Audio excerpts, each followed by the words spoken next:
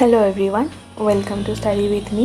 আমরা লাইফ সায়েন্সে প্রাণী সংবহন চ্যাপ্টারটা পড়ছিলাম। তো সেখানে আমরা প্রাণী সংবহন কী, আরশোলার মুক্ত সংবহন তন্ত্র, তারপর বদ্ধ সংবহন তন্ত্র, তারপর রক্তের বিভিন্ন উপাদান, রক্তের গঠন মানে কি, রক্তের মধ্যে কী কী রক্তকণিকা রয়েছে, তাদের কী কী কাজ, তাদের গড় আয়ু, টাইপসগুলো এবং হিমোগ্লোবিন, অ্যান্টিজেন, এই সমস্ত জিনিসগুলো দেখেছিলাম। এবং ফাইনালি আমরা ব্লাড গ্রুপও দেখেছিলাম, এর ক্যারেক্টারিস্টিক্স কেমন এবং সার্বজনীন দাতা, সার্বজনীন গ্রহিতা কাকে বলে, আগের দিন আমরা এগুলো সব দেখেছিলাম এবং কিছু কোশ্চেনও সলভ করেছিলাম। আজকে আমরা যে টপিকটা দিয়ে শুরু করব সেটা হচ্ছে RH ফ্যাক্টর। আজকে আমরা RH ফ্যাক্টর, হৃৎপিণ্ডের গঠন, রক্ততন্ত্রন, এই জিনিসগুলো দেখে নেব। খুব ইম্পর্টেন্ট জায়গা যে কোনো এক্সামের জন্য। ওকে, তাহলে দেখে নাও কী আছে। তাহলে শুরু করি। দেখো তো RH ফ্যাক্টর মানে কি? RH ফ্যাক্টর মানে হচ্ছে এটা এক ধরনের অ্যান্টিজেন, RH অ্যান্টিজেন।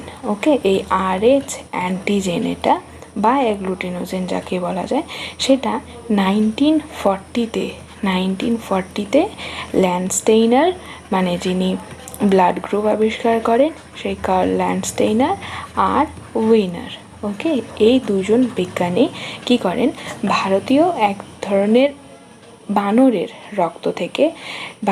রক্তে এই ধরনের অ্যান্টিজেন আবিষ্কার করেন। এই RH অ্যান্টিজেন দেখতে পান ভারতীয় এক ধরনের বানরের রক্তে। সেই বানরের নাম ছিল রেসাস বানর। ওকে, রেসাস, তার জেনাসটা ছিল রেসাস। এই রেসাস থেকে RH নামটা এসেছে। রেসাস বানরের আরবিসি দেখেন, আরবিসি পরীক্ষা করেন, এই আরবিসির মধ্যে মানে লোহিত রক্তকণিকার গায়ে কি এই RH অ্যান্টিজেনটা দেখতে পান, যার থেকে এই RH অ্যান্টিজেনের নামটা এসছে। ওকে, এবং কে আবিষ্কার করেন? ল্যান্ডস্টেইনার আর উইনার, এই দুইজন বিজ্ঞানী 1940-তে।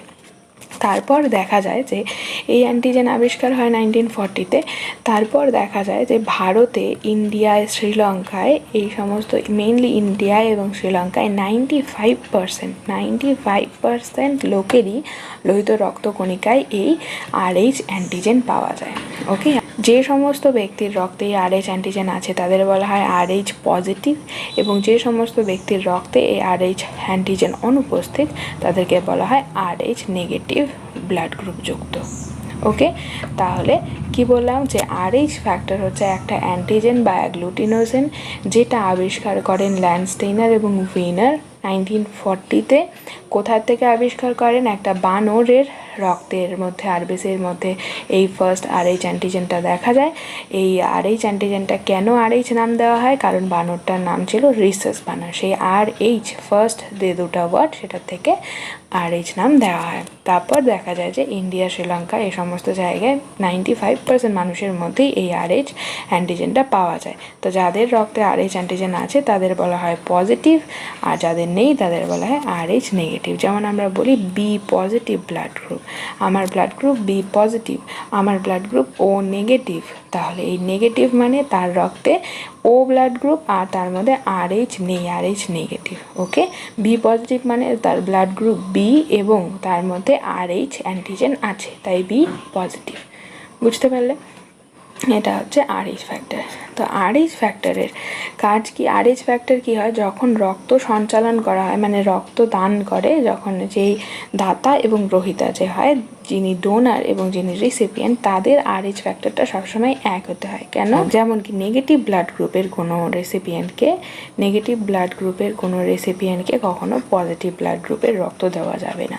তাহলে কি হবে? তাহলে সেটা রিয়াকশন করবে, অর্থাৎ কি অ্যাগ্লুটিনেশন হবে, জমাট বেঁধে যাবে। তাই তো, জমাট বেঁধে যাবে। আমরা অ্যাগ্লুটিনেশন টার্মটা পড়েছিলাম, মানে হচ্ছে যখন অ্যান্টিজেন অ্যান্টিবডি রিয়াকশন করবে তখন সেটাকে অ্যাগ্লুটিনেশন বলা হয়। তাই তো, এইরকম ক্ষেত্রে এমনকি যে রিসিপিয়েন্ট তার মৃত্যুও পর্যন্ত হতে পারে যদি সঠিক ব্লাড গ্রুপ না দেওয়া হয়, RH চেক করে যদি না দেওয়া হয়।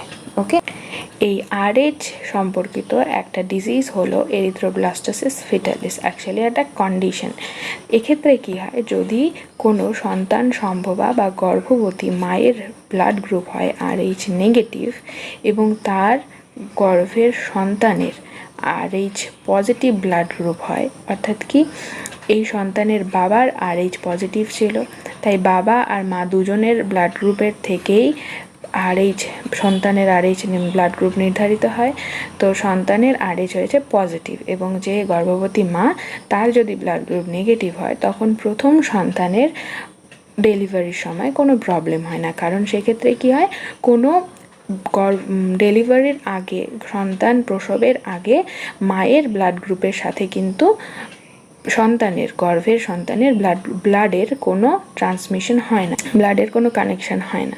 কিন্তু যখন সেই সন্তানের প্রসব হয়, ডেলিভারি হয়, তখন কি হয়, এই সন্তানের ব্লাডটা মায়ের বডিতে মিক্স হয়ে যায়। যেই না মিশে যায় তখন কি হয়, মার বডিতে এই RH পজিটিভের এগেনস্টে অ্যান্টিবডি তৈরি হতে থাকে। ওকে, অ্যান্টিবডি তৈরি হয়ে যায়।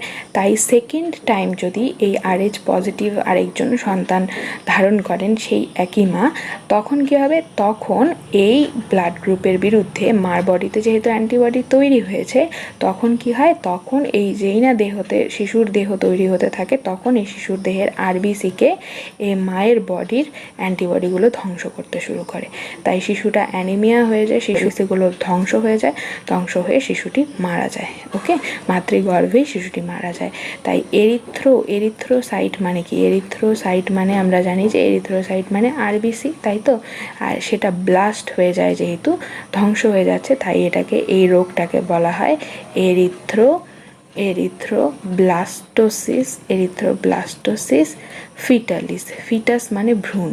ওকে, এখান থেকে ফিটালিস, এরিথ্রোব্লাস্টোসিস ফিটালিস বলা হয় এই রোগটাকে। খুব ইম্পর্টেন্ট। তাহলে কি বললাম আরেকবার রিমাইন্ড করিয়ে দিই, কোনো মায়ের যদি ব্লাড গ্রুপ নেগেটিভ হয়, RH নেগেটিভ হয়, এবং তিনি যদি সন্তান ধারণ করেন যার ব্লাড গ্রুপ পজিটিভ, তখন প্রথম সন্তানের ক্ষেত্রে কোনো প্রবলেম হয় না, কারণ ব্লাড মিক্স হয় না। প্রথম সন্তান যখন ডেলিভারি হওয়ার টাইম হয়, তখন ডেলিভারির সময় ব্লাড যেহেতু মিক্স হয়ে যায় মার বডিতে, তখন কি হয়, তখন মার বডিতে অ্যান্টিবডি তৈরি হতে থাকে, এই পজিটিভ ব্লাড গ্রুপের বিরুদ্ধে অ্যান্টিবডি তৈরি হতে থাকে। তো পজিটিভ ব্লাড গ্রুপের বিরুদ্ধে যেহেতু অ্যান্টিবডি তৈরি হয়ে যায় মার বডিতে, তখন সেকেন্ড টাইম যখন বেবি হয়, তখন সেই বেবি আবার সে পজিটিভ ব্লাড গ্রুপ যুক্তই হবে, কারণ বাবা তো পজিটিভ, তো পজিটিভ ব্লাড গ্রুপ যুক্ত সেই সেকেন্ড টাইমের বেবির বিরুদ্ধে ওই অ্যান্টিবডিগুলো কি করে, ওর RBCকে ধ্বংস করতে শুরু করে। যেই না বেবি গঠন হতে শুরু করে, তার RBCকে মায়ের বডির অ্যান্টিবডিগুলো ধ্বংস করতে শুরু করে। এই ডিজিজটাকে বলা হয় এরিথ্রোব্লাস্টোসিস ফিটালিস, ফিটাসের RBCকে ধ্বংস করা, তাই এরিথ্রোব্লাস্টোসিস ফিটালিস। ওকে, আশা করি বুঝতে পারলে। এই সম্পর্কিত যে কোনো কোশ্চেন আসলেই তোমরা অ্যান্সার করতে পারবে। নেক্সট আছে ব্লাড ক্লটিং বা রক্ততঞ্চন, তাই তো। তাহলে ব্লাড ক্লটিং মানে সবাই জানি যে প্রক্রিয়ায় রক্ত জমাট বেঁধে একটা অর্ধ কঠিন একটা জেলির মতো পদার্থ তৈরি করে। আমরা জানি সবারই হাত পা কখনো না কখনো কেটেছে, তো ব্লাডটা যখন ক্লট হয়ে যায়, তাই না, দেখেছি একটা থকথকে জেলির মতো পদার্থ হয়, সেই ঘটনাকেই বলা হয় রক্ততঞ্চন। ওকে, এখানে দুটো টার্ম আছে যেটা ইম্পর্টেন্ট। CT মানে ক্লটিং টাইম, কতক্ষণে ব্লাডটা ক্লট হচ্ছে। ওকে, কত সময়ের মধ্যে, 5 to 8 মিনিট, মানে যখনই আমাদের কোনো একটা কাট হলো, তো সেখান থেকে 5 to 8 মিনিটসের মধ্যেই ব্লাডটা ক্লট হওয়াটা নর্মাল কেসে তাই হয়। ওকে, কিন্তু যদি একটা ডিজিজ থাকে, হ্যাঁ, একটা জেনেটিক ডিজিজ হচ্ছে হিমোফিলিয়া, এটা মনে রাখবে, একটা জেনেটিক ডিজিজ হলো হিমোফিলিয়া। এই ক্ষেত্রে কি হয়, এই ক্ষেত্রে রোগীর, এটা একটা বংশগত রোগ, এক্ষেত্রে কি হয়, ক্লটিং টাইম অনেক বেশি থাকে, মানে ব্লাড সহজে ক্লট হতে চায় না, কারণ এক্ষেত্রে ব্লাড ক্লটিং ফ্যাক্টর থাকে না।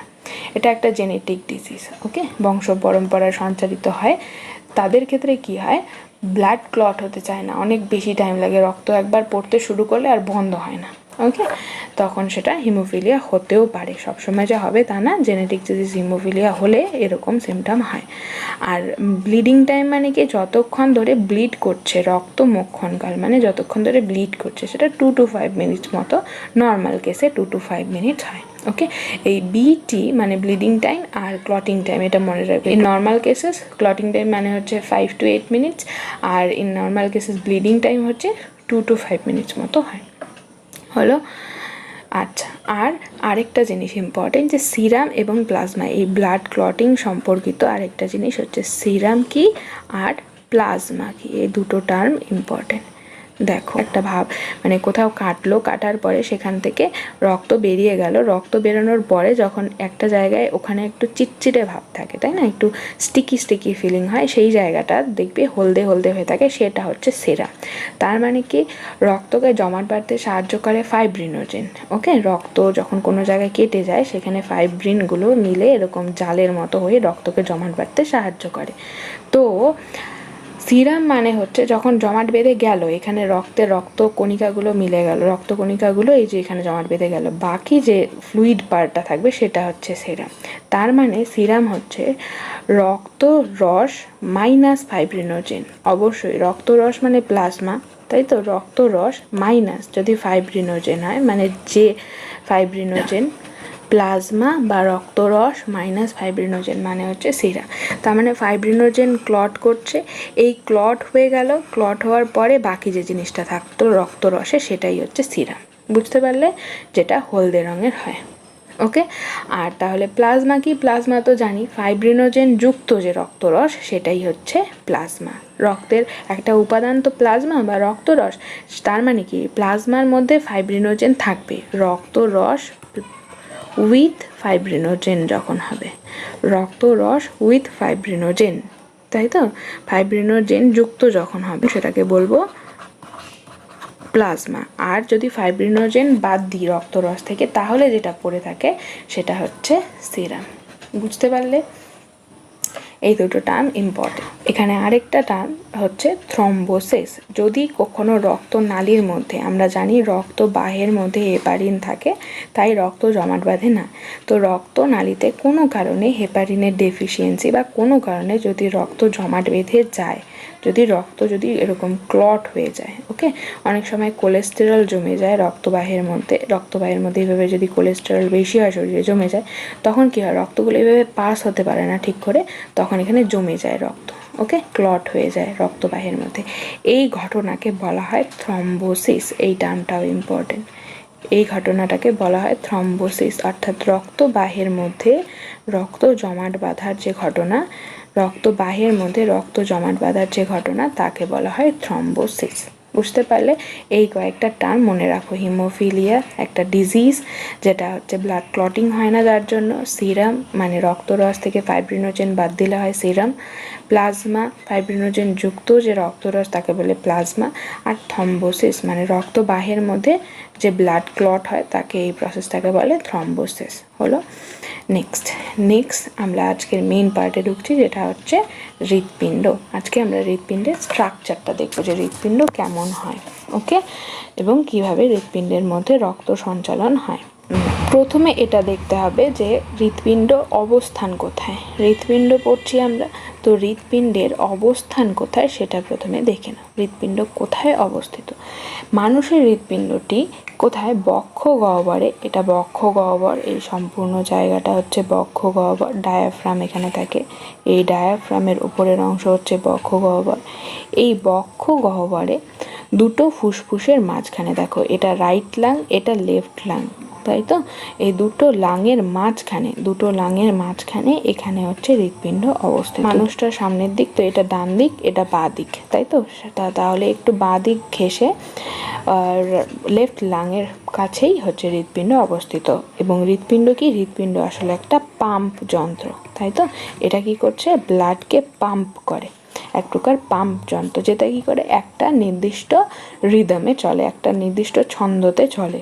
আর মিনিটে 70 to 80 টাইমস, মিনিটে 70 to 80 টাইমস পার মিনিট, ওকে, মিনিটে 70 to 80 টাইমস এটা রক্ত সঞ্চালন করে সারা দেহে, এই 80 টাইমস পাম্প করে সারা দেহে রক্ত সঞ্চালন করে, 1 মিনিটে 70 to 80 টাইমস, ওকে। হৃৎপিণ্ডের যে আবরণী, তার নাম কি? হৃৎপিণ্ডের আবরণীর নাম হলো পেরিকার্ডিয়াম। হৃৎপিণ্ডের আবরণীর নাম পেরিকার্ডিয়াম। ইম্পর্টেন্ট এবং কমন কোশ্চেন, সবাই হয়তো জানে। হৃৎপিণ্ডের আবরণীর নাম হলো পেরিকার্ডিয়াম। এই পেরিকার্ডিয়াম হচ্ছে একটা দ্বিস্তরী পর্দা, ওকে, এরকম দুটো স্তর রয়েছে। হৃৎপিণ্ডটা যদি এখানে থাকে, তাহলে তার উপরে এরকম দুটো স্তর যুক্ত পেরিকার্ডিয়াম রয়েছে। ওকে, তো ভেতরের যে স্তরটা রয়েছে, ভেতরের যে স্তরটা তাকে বলা হয় ভিসেরাল স্তর। ভেতরে ভিসেরাল, এইভাবে মনে রাখবে, ভিসেরাল স্তর বলা হয়। ওকে, আর বাইরের দিকে যে স্তরটা রয়েছে, বাইরের দিকে যে স্তরটা রয়েছে তাকে বলা হয় পেরিফেরির দিকে, তাই প্যারাইটাল স্তর। ওকে, ভেতরের দিকে যে স্তরটা সেটা ভিসেরাল, বাইরের দিকে সেটা হচ্ছে প্যারাইটাল স্তর।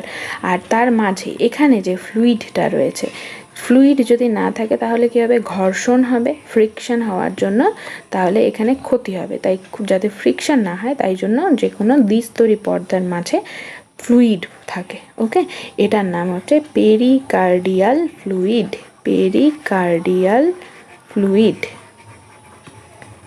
Pericardial fluid. তাহলে হৃৎপিণ্ডের আবরণীর নাম পেরিকার্ডিয়াম, আর ভেতরের স্তরের নাম সেটা দ্বিস্তরী একটা পর্দা, তা ভেতরের স্তরের নাম ভিসেরাল, আর বাইরের স্তরের নাম হচ্ছে প্যারাইটাল স্তর।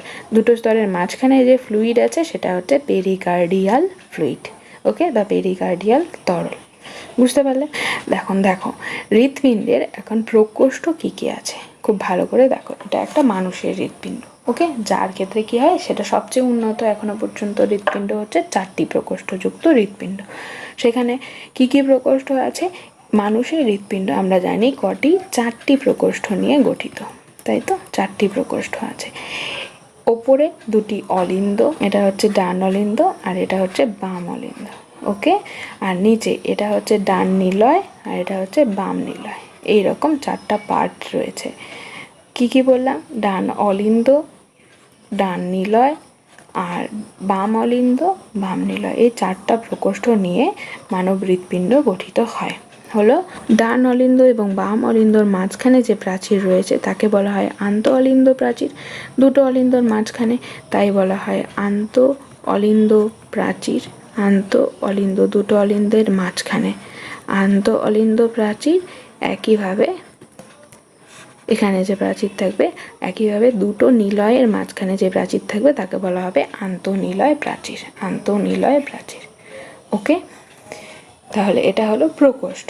এখন এর সাথে কি কি শিরা উপশিরা যুক্ত আছে সেটা ভালো করে দেখে নাও। ছবিটা ভালো করে দেখে যখন বুঝে যাবে তখন আর কোনো অসুবিধা হবে না। দেখো, হৃৎপিণ্ডের সাথে যুক্ত শিরা ও ধমনীগুলো কি কি? এই ডান অলিন্দের ওপরের দিকে, এই দেখো ডান অলিন্দের ওপরের দিকে রয়েছে কি, এটা হচ্ছে ঊর্ধ্ব মহাশিরা, যেটা কি করে, হৃৎপিণ্ডটা এইরকম ডায়াফ্রামের ওপরে অবস্থিত। তো আমাদের বডি আছে এরকম, হিউম্যান বডি, ওপরের অংশ এটা ধরলাম, হাত পা এখানে আসলো, এখান থেকে ওকে এরকম নিচের বডি হচ্ছে। তো ওপরের বডির থেকে, ওপরের অংশ থেকে সমস্ত দূষিত রক্ত নিয়ে আসে হৃৎপিণ্ডে, আর এই নিম্ন মহাশিরা এই হৃৎপিণ্ডের নিচের অংশ থেকে, নিচের যে সমস্ত বডি পার্ট আছে সেখান থেকে সব রক্ত এখানে বহন করে নিয়ে আসে দূষিত রক্ত। তাহলে ডান অলিন্দের ওপরে রয়েছে ঊর্ধ্ব মহাশিরা, এটা ঊর্ধ্ব মহাশিরা। ওকে, আর ডান অলিন্দের নিচের দিকে নিম্ন প্রান্তে রয়েছে নিম্ন মহাশিরা, এটা হলো নিম্ন মহাশিরা। বুঝতে পারলে? ঊর্ধ্ব মহাশিরা আর নিম্ন মহাশিরা, এটা গেল। তারপর হৃৎপিণ্ডের এই যে বাম অলিন্দের সাথে যুক্ত আছে ফুসফুসীয় শিরা। এই দেখো, এখানে একটা ফুসফুসীয় শিরা, এখানে একটা ফুসফুসীয় শিরা। ওকে, আবার এই দিকে এখান থেকে দেখা যাচ্ছে এটা একটা ফুসফুসীয় শিরা, এটা একটা ফুসফুসীয় শিরা, 4টে ফুসফুসীয় শিরা এভাবে যুক্ত, এখানে দুটো আর এখানে দুটো। ওকে, 4টি ফুসফুসীয় শিরা যুক্ত আছে কোথায়? বাম অলিন্দের সাথে, এই যে এখানে বাম অলিন্দের সাথে। হলো, তারপর এটা ডান অলিন্দ, এটা ডান নিলয়। ডান নিলয় থেকে এইখানে ফুসফুস পর্যন্ত যাচ্ছে ফুসফুসীয় ধমনী, এটা হচ্ছে ফুসফুসীয় ধমনী। ওকে, এখানে এই দেখো, এখানে এটা বাম নিলয়, এই বাম নিলয় থেকে তৈরি হচ্ছে মহাধমনী। বাম নিলয় থেকে সমগ্র শরীরে বিস্তৃত থাকছে মহাধমনী, এটা হচ্ছে মহাধমনী। হলো, এটা হচ্ছে মহাধমনী। তাহলে এই শিরা ধমনীগুলো এখানে বিস্তৃত আছে। ডান অলিন্দের সাথে ঊর্ধ্ব মহাশিরা, ডান অলিন্দের সাথেই নিম্ন মহাশিরা, ডান অলিন্দর পরে আসছে এখানে ডান নিলয় থেকে তৈরি হচ্ছে ফুসফুসীয় ধমনী। তারপর এখানে বাম অলিন্দর সাথে যুক্ত আছে ফুসফুসীয় শিরা, এদিকে দুটো এদিকে দুটো, দুটো ফুসফুস, এখানে একটা ফুসফুস থাকবে, এখানে একটা ফুসফুস থাকবে, তাই তো? তাহলে দুটো ফুসফুসের সাথে যুক্ত ফুসফুসীয় শিরা, চারটে হয়ে গেল। তারপর এখানে বাম নিলয়, বাম নিলয়ের থেকে তৈরি হচ্ছে মহাধমনী, এটাই। কপাটিকাগুলো হলো এই ডান অলিন্দ, এই ডান অলিন্দ এবং ডান নিলয়, ডান অলিন্দ এবং ডান নিলয় এর মাঝে রয়েছে ট্রাইকাসপিড কপাটিকা। এখানে তিনটে, একটা দুটো তিনটে এইরকম ট্রাইকাসপিড, তিনটে তিনটে দরজার মতো। ওকে, এটাকে বলা হয় ট্রাইকাসপিড কপাটিকা, ট্রাইকাসপিড কপাটিকা। এই জায়গাগুলো খুব ইম্পর্টেন্ট, কোথায় কোন কপাটিকা থাকে এটা নিয়ে খুব কোশ্চেন আসে যে কোনো এক্সামে, যে ডান নিলয়, ডান অলিন্দ এবং ডান নিলয়ের মাঝখানে রয়েছে এরকম তিনটে ট্রাইকাসপিড কপাটিকা। হলো বাম অলিন্দ এবং বাম নিলয়ের মাঝখানে রয়েছে বাইকাসপিড কপাটিকা, বাই মানে দুটা, বাইকাসপিড কপাটিকা। বাম নিলয় এবং বাম অলিন্দের মাঝখানে রয়েছে বাইকাসপিড কপাটিকা। ওকে, বাইকাসপিড কপাটিকা। তারপর এখানে এই ডান নিলয় থেকে যে ফুসফুসীয় ধমনী বেরোচ্ছে সেখানে এর কানেকশনটাতে এখানে এখানে রয়েছে অর্ধচন্দ্রাকার কপাটিকা। এটা হচ্ছে অর্ধচন্দ্রাকার ফুসফুসীয় কপাটিকা, বা যেহেতু ফুসফুসে যাচ্ছে তাই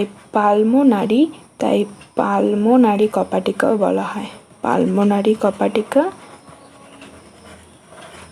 পালমোনারি কপাটিকা বা অর্ধচন্দ্রাকার কপাটিকা। আর এইখানে আবার আমরা দেখছি যে এখানে মহাধমনী বাম নিলয় থেকে বেরোচ্ছে, বাম নিলয় এবং মহাধমনীর মাঝখানে যে কানেকশনটা সেখানেও রয়েছে অর্ধচন্দ্রাকার কপাটিকা, সেটা হচ্ছে অর্ধচন্দ্রাকার মহাধমনীয় কপাটিকা। যেহেতু এটা মহাধমনী তাই এটার নাম অর্ধচন্দ্রাকার, এটার নাম অর্ধচন্দ্রাকার মহাধমনীয় কপাটিকা।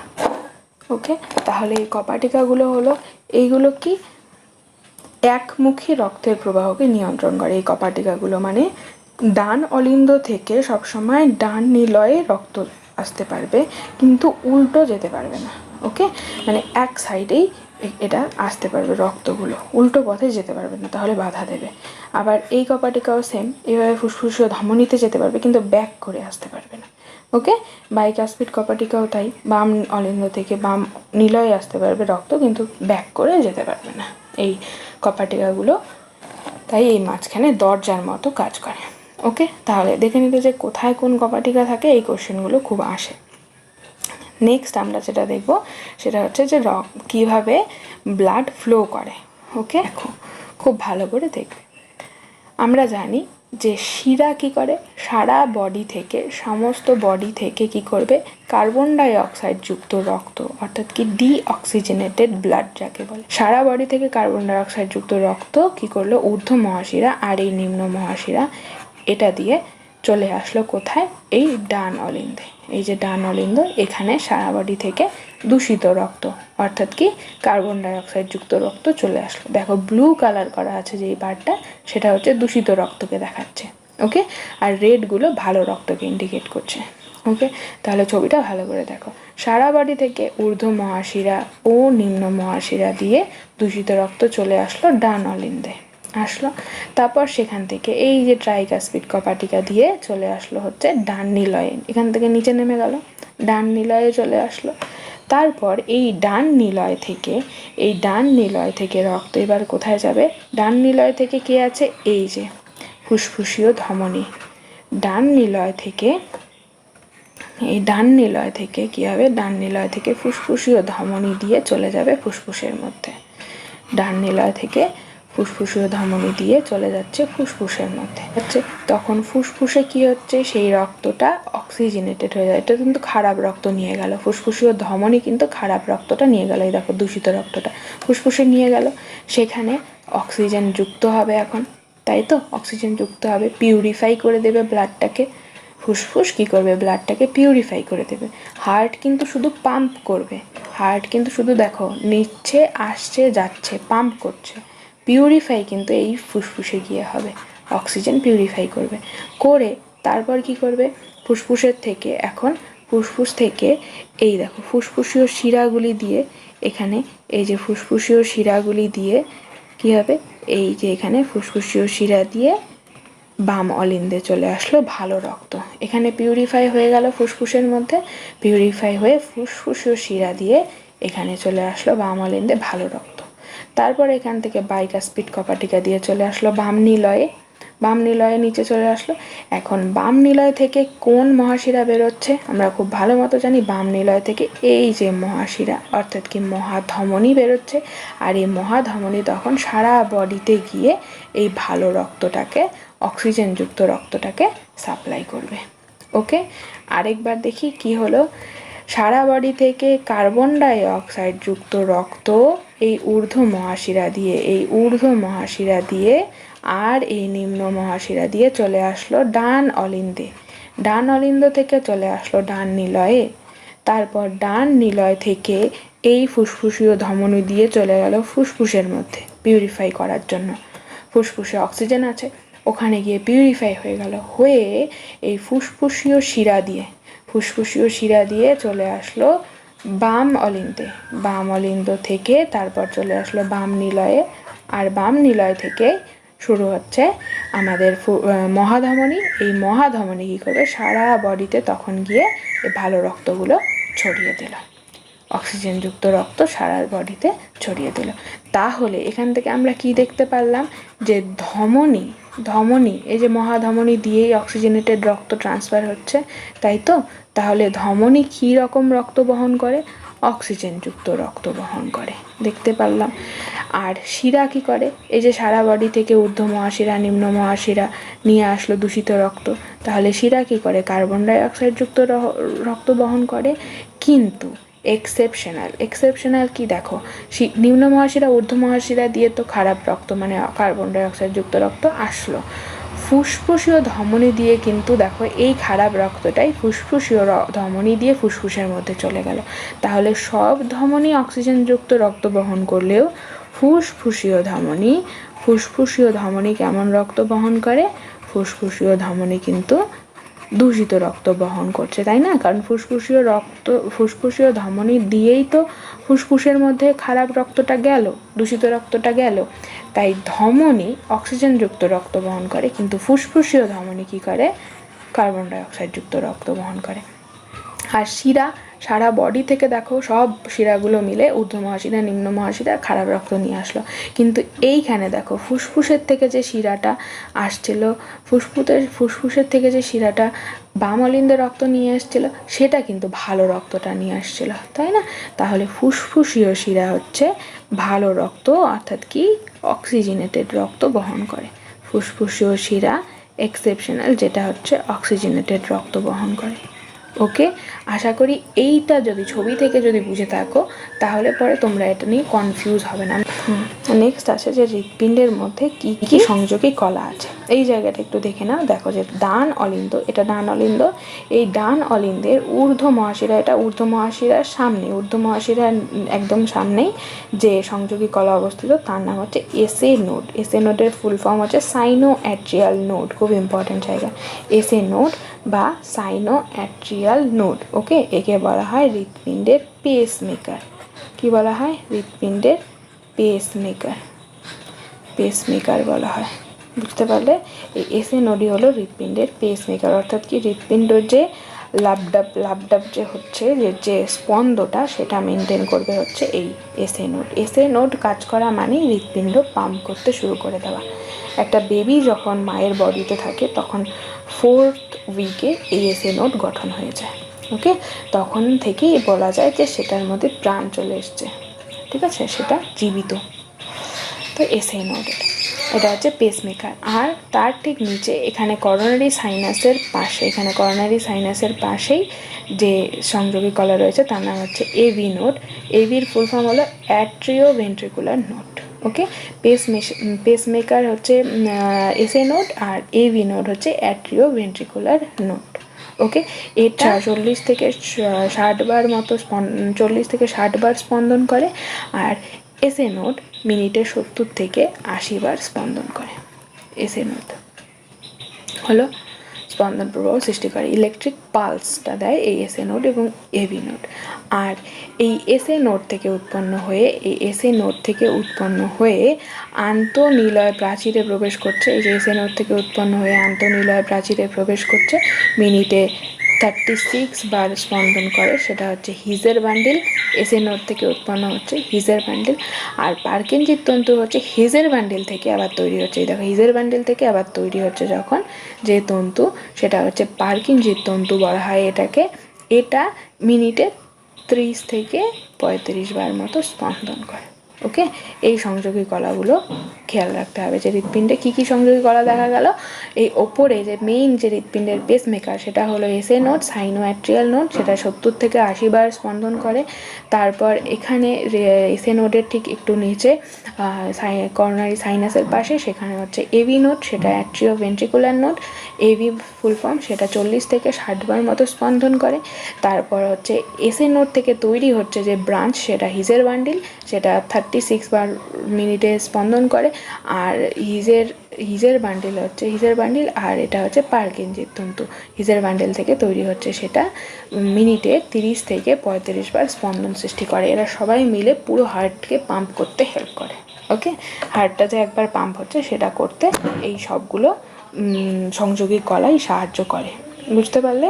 এই হলো হৃৎপিণ্ডের বিভিন্ন সংযোগী কলা। আর লাস্ট যেটা রয়েছে সেটা হচ্ছে ধরনের হৃৎপিণ্ড কী কী ধরনের হয়। প্রথমে হৃৎপিণ্ড যেমন হচ্ছে ভেনাস হৃৎপিণ্ড মানে হচ্ছে মাছের হৃৎপিণ্ড, যেমন দুটো প্রকোষ্ঠযুক্ত, এই রকম দুটো প্রকোষ্ঠযুক্ত হৃৎপিণ্ড যখন হয় তাকে বলা হয় মাছের হৃৎপিণ্ড। সেটা হচ্ছে কি হয়, এর মধ্যে রক্ত মিক্স হয়ে যায়। এখানে দূষিত আর বিশুদ্ধ আলাদা করা সম্ভব নয়, রক্ত এখানে মিক্স হয়ে যায়, দূষিত রক্ত বিশুদ্ধ রক্ত, একে বলা হয় ভেনাস হৃৎপিণ্ড। ইম্পর্টেন্ট টার্ম ভেনাস হৃৎপিণ্ড। ওকে, এই ধরনের হৃৎপিণ্ডে কি হয়, একটাই চক্র সম্পন্ন হয়, একে বলে একচক্রী হৃৎপিণ্ড। আর মানুষের ক্ষেত্রে যেমন আমরা দেখলাম, হৃৎপিণ্ড এরকম থাকে 4টে প্রকোষ্ঠযুক্ত। এখানে একবার রক্ত প্রবেশ করে, আবার এখান থেকে ফুসফুসে যায়, সেই ফুসফুস থেকে আবার ফিরে আসে, তাই তো? তাহলে 2টা সাইকেল সম্পন্ন হচ্ছে। তাহলে এই ধরনের হৃৎপিণ্ডকে বলে দ্বিচক্রী হৃৎপিণ্ড। ওকে, মাছের ক্ষেত্রে হৃৎপিণ্ড ছিল 2টি প্রকোষ্ঠযুক্ত, এইরকম, একটি অলিন্দ একটি নিলয়, যেখানে রক্ত সব মিক্স হয়ে যাচ্ছে, দূষিত আর বিশুদ্ধ। তারপর আসলো উভচর প্রাণীদের ক্ষেত্রে 3টি প্রকোষ্ঠযুক্ত হৃৎপিণ্ড ছিল, অলিন্দ 2টা আর নিলয় 1টা। ওকে, অলিন্দ এইভাবে 2টা ভাগ করা, অলিন্দ 2টা আর নিলয় 1টা। তারপর সরীসৃপদের ক্ষেত্রে টিকটিকি যেমন, তাদের ক্ষেত্রে কি হয়, 4টে কিন্তু অসম্পূর্ণ, মানে অলিন্দ 2টো স্পষ্ট আর নিলয়ের মাঝে হালকা সেপ্টাম দেখা যায়, পুরোপুরি বিভক্ত হয় না। ওকে, সেটা হয় টিকটিকির ক্ষেত্রে। আবার কিছু কিছু সরীসৃপ পরবর্তীতে যখন সরীসৃপরা আরও উন্নত হতে থাকে, যেমন কুমির, এদের ক্ষেত্রে 4টে স্পষ্ট হৃৎপিণ্ড, মানে 4টে প্রকোষ্ঠযুক্তই হৃৎপিণ্ড দেখা যায় এদের ক্ষেত্রে। ওকে, কুমিরের ক্ষেত্রে। আর তারপরে যখন আরও বেশি ইভলিউটেড হয়ে গেল, পাখি এবং স্তন্যপায়ী সবার ক্ষেত্রেই 4টে প্রকোষ্ঠযুক্ত হৃৎপিণ্ড দেখা যায়। ওকে, তাহলে মাছের ক্ষেত্রে 2টা প্রকোষ্ঠযুক্ত, উভচর প্রাণীদের ক্ষেত্রে 3টে প্রকোষ্ঠযুক্ত, সরীসৃপদের প্রথম ধাপে যারা ছিল তাদের ক্ষেত্রে 4টে প্রকোষ্ঠ কিন্তু অনুন্নত, আর তারপর থেকে যখন আস্তে আস্তে উন্নত হতে শুরু করলো তখন 4টে প্রকোষ্ঠ হৃৎপিণ্ডে উন্নত হয়ে গেল।